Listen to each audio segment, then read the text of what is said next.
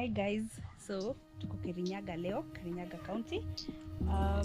We have some purple tea.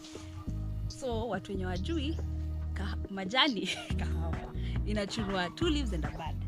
So like this one, kuna watu different places wanachuna zikiwa 4.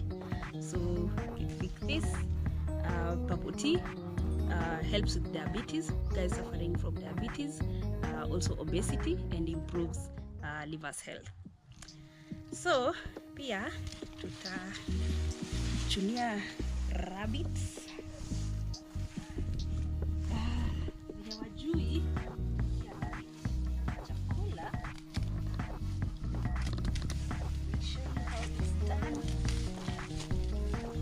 Kama unaweza tu bruda